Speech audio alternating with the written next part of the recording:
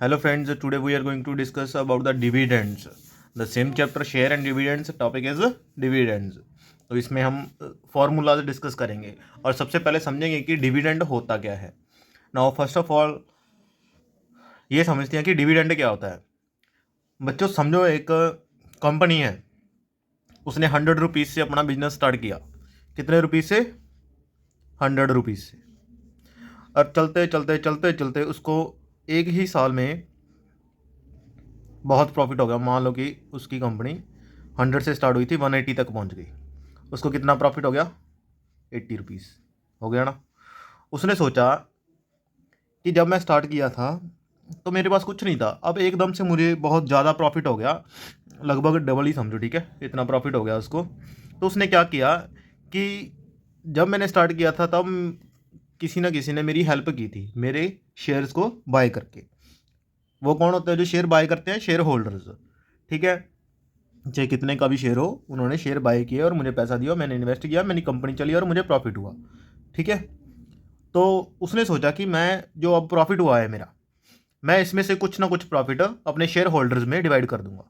जैसे मुझे 80 rupees profit हुआ है, इसमें से मैं 40 रुपीज़ अपने पास रख लूँगा और 40 रुपीज़, जरूरी नहीं कि 40-40, ठीक है, ऐसा भी हो सकता है कि आप वो सोचे कि मैं 30 रुपीज़ अपने पास रख लूँगा और 50 रुपीज़ सभी मेरे शेयर जितने भी शेयर होल्डर होंगे उसमें मैं डिवाइड कर दूंगा. ठीक है, तो 30 रुपीज़ मैं अपने पास एज अ प्रॉफिट रख लूँगा और जो मेरा प्रॉफिट 50 रुपीज़ प्रॉफिट एक्स्ट्रा था वो मैं अपने शेयर होल्डर्स को डिवाइड कर दूंगा.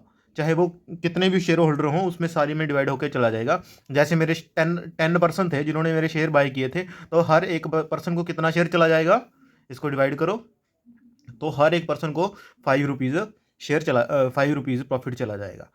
ठीक है, तो डिविडेंड का मेन मोटिव क्या होता है कि जितना भी आपका प्रॉफिट हुआ है किसी भी कंपनी का, वो कंपनी क्या करती है, अपने प्रॉफिट में से कुछ ना कुछ प्रॉफिट अपने शेयर होल्डर्स को डिवाइड कर देती है. ठीक है, उसको क्या बोलते हैं? डिविडेंड. ठीक है, इस डिविडेंड के फॉर्मूलाज होते हैं, आगे और भी कुछ फॉर्मूलाज हैं वो हम समझते हैं. ठीक है, तो फर्स्ट फॉर्मूला क्या है? Number of shares. किसी के पास नंबर ऑफ शेयर्स कितने होंगे? जितने वो रुपए लगाएगा. ठीक है, ओवर जितनी उसकी नॉमिनल वैल्यू होगी. नॉमिनल वैल्यू क्या होती है? जो कंपनी की तरफ से डिसाइड होती है कि मैंने अपनी कंपनी का शेयर, जैसे ट्राइडेंट सुना होगा, जहाँ अडानी, जहाँ अंबानी, या रिलायंस, या टाटा, तो सभी ने सुना होगा. ठीक है, सपोज करो टाटा है, टाटा ने बोल दिया कि मेरा एक शेयर 80 रुपीज़ का होगा. ठीक है, तो आप उस हिसाब से, अगर आपने मान लो 8,000 रुपीज़ इन्वेस्ट करने हैं, 80 रुपीज़ का आपका शेयर है, तो आपके पास कितने शेयर हो गए? कितने हो गए? 100 शेयर्स हो गए.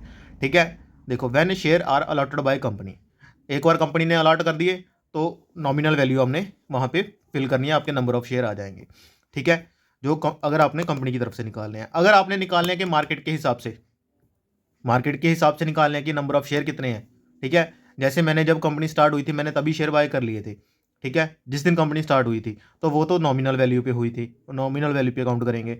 अगर आज मैंने टाटा का कोई शेयर बाय करना हो, तो कंपनी तो बहुत पुरानी है, उसके शेयर भी बहुत पुराने हैं, तो मीन्स उसकी इन्वेस्ट जो नॉमिनल वैल्यू थी वो भी तो कुछ और होगी ना, पहले जहाँ कम होगी, जहाँ ज़्यादा होगी, कुछ भी हो सकती है. ठीक है, इक्वल टू भी हो सकती है. तो number of shares is equal to total investment over market value of shares. यहाँ पे मार्केट वैल्यू क्यों लिया हमने? क्योंकि अब मार्केट में टाटा के शेयर का प्राइस पता नहीं क्या है, तो जो भी मार्केट, सपोज करो 115 है, तो मैं यहाँ पे 150 लिखूंगा, ऊपर मैं लिखूंगा 8,000, डिवाइड करके देख लूँगा मेरे पास कितने शेयर आ रहे हैं. ठीक है, तो इसलिए यहाँ पे मार्केट वैल्यू ली है हमने. ये दोनों चीज़ें समझ आ गई. नंबर ऑफ शेयर्स, अगर यहाँ पे नॉमिनल वैल्यू फिल कर रहे हो तो मीन्स कि आप वो वाली चीज़ फाइंड आउट कर रहे हो जब कंपनी ने स्टार्टिंग में जो उसकी फेस वैल्यू थी या नॉमिनल वैल्यू थी.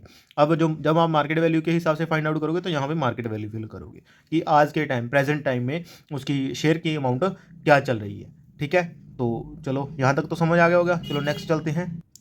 नेक्स्ट इज एनुअल डिविडेंड और एनुअल इनकम पर शेयर. पर शेयर मीन्स एक शेयर की. ठीक है, काफ़ी सारे शेयर्स की भी निकाल सकते हो इसी मेथड से आप, और 1 शेयर की भी निकाल सकते हो. पहले 1 शेयर की समझते हैं कैसे निकालते हैं. ठीक है, तो कैसे निकालेंगे? जितना रेट ऑफ डिविडेंड है, मीन्स मैंने अपने प्रॉफिट का 50% डिस्ट्रीब्यूट करना है. ठीक है, तो नॉमिनल वैल्यू क्या होती है, जो शेयर की इनिशियल वैल्यू होती है वो फिल कर देंगे, उसके साथ मल्टीप्लाई कर देंगे, आपका आंसर आ जाएगा 1 शेयर के लिए। ठीक है, अगर आप यहाँ पे मल्टीप्लाई करके लिख दोगे, नंबर ऑफ शेयर्स भी लिख दोगे, तो जितने नंबर ऑफ शेयर्स के लिए आप निकालना चाहते हो उसका आंसर आ जाएगा। सपोज करो मैं 50 के number of rate of dividend हमारे पास 50% है, नॉमिनल वैल्यू ऑफ शेयर 10 है, ठीक है, और मैंने निकालना है 80 शेयर्स का, तो मैं यहाँ पे नंबर ऑफ शेयर्स 80 भी मल्टीप्लाई कर दूंगा तो मेरे पास 80 शेयर्स का आ जाएगा। ये ओनली 1 शेयर का निकाला है हमने। ठीक है, now rate of income on investment, हमें हमारी जो इन्वेस्टमेंट है उस पर हमें इनकम भी तो होगी।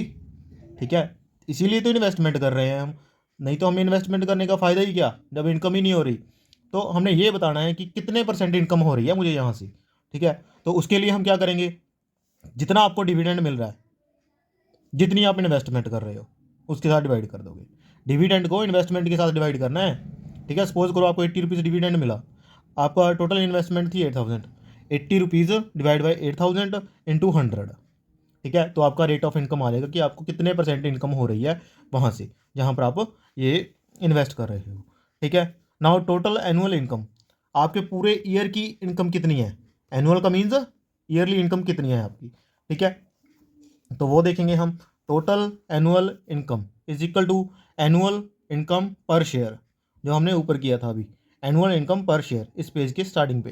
ठीक है, एंड उसको मल्टीप्लाई करेंगे नंबर ऑफ शेयर्स, कितने नंबर ऑफ शेयर्स हैं, means rate of dividend is equal to, आप इसको एनुअल इनकम पर शेयर को इसलिए लिख सकते हो, मैंने अभी आपको वहाँ पे एक्सप्लेन भी किया था, सेकंड टाइम यहाँ पे भी कर रहा हूँ। Annual income per share means rate of dividend into nominal value of share into number of share, तो आपकी एनुअल इनकम आ जाएगी। ठीक है, कितनी आपको एनुअल इनकम हो रही है।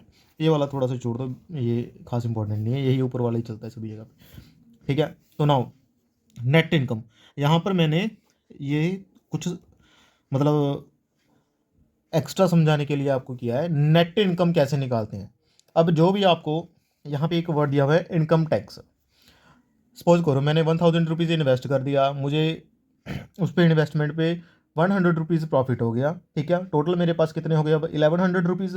अब जो मैंने इनकम टैक्स फिल करना है वो मैं 1000 पे करूँगा या 100 पे करूँगा, 100 तो मेरी वही थी, इन्वेस्टमेंट ही थी, तो 100 रुपीज़ मुझे प्रॉफिट हुआ। ठीक है, तो मैं 100 रुपीज़ पे जो इनकम टैक्स लगेगा वही आपको पे करूँगा। सिमिलरली मैं यहाँ पे समझाना चाहता हूँ, जो भी हमें डिविडेंड मिलेगा, सपोज करो कि मैंने जितनी भी इन्वेस्टमेंट की मुझे 2000 का डिविडेंड मिल गया, तो मैंने जो भी आपका इनकम टैक्स लगेगा वो आपके डिविडेंड की अमाउंट पे लगेगा। यहाँ पर 2000 मैंने लिया है तो 2000 पे आपका इनकम टैक्स लगेगा, ना कि आपने वो वाली अमाउंट देखनी है जो आपने इन्वेस्ट की थी। ठीक है, इन्वेस्टमेंट वाली टर्म का यहाँ पे कोई भी रोल नहीं रहेगा। ठीक है, इन्वेस्टमेंट तो मैं क्या पता कितनी कर रहा हूँ, क्या पता मैं 8000 कर रहा हूँ, 9000 कर रहा हूँ, 1500 कर रहा हूँ, कितनी भी कर रहा हूँ। ठीक है, जो भी उस पर आपको डिविडेंड मिलेगा उसमें से उस पर ही आपको इनकम टैक्स लगेगा। और नेट इनकम कैसे निकलेगी, टोटल डिविडेंड माइनस जो उस पर आप टैक्स फिल कर रहे हो। सपोज करो 2000 आपकी डिविडेंड मिला आपको, उस पर आपने 200 रुपीज़ टैक्स पे कर दिया, तो 2000 minus 200 is equal to 1800 rupees आपने नेट इनकम हो गई आपकी, जो टोटल हो गई। ठीक है, आपने 1800 रुपीज़ अर्न किए। रिटर्न ऑफ इन्वेस्टमेंट, ठीक है, rate of return of investment कैसे निकाल सकते हो कि आपको कितने % इन्वेस्टमेंट में रिटर्न हुआ।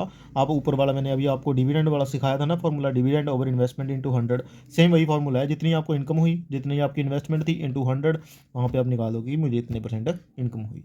ये तो मैंने वैसे ही लिख दिया था यहाँ पे आपकी नॉलेज के लिए। तो आज के लेक्चर में बच्चों इतना ही, ये फार्मूलाज आपके बहुत बहुत इंपॉर्टेंट है, इनको समझिए, लर्न कीजिए। अगर कोई डाउट है तो कमेंट सेक्शन में कमेंट कीजिए। ठीक है, आई होप कि आपको ये वीडियो अच्छी लगी होगी। ठीक है, अगर अच्छी लगी और इन्फॉर्मेशनफुल लगी तो आप इस वीडियो को लाइक शेयर एंड चैनल को सब्सक्राइब जरूर करें। तो हमारे चैनल के साथ बने रहिए, हम आपके लिए और कंटेंट लेके आते रहेंगे। Thank you, have a nice day.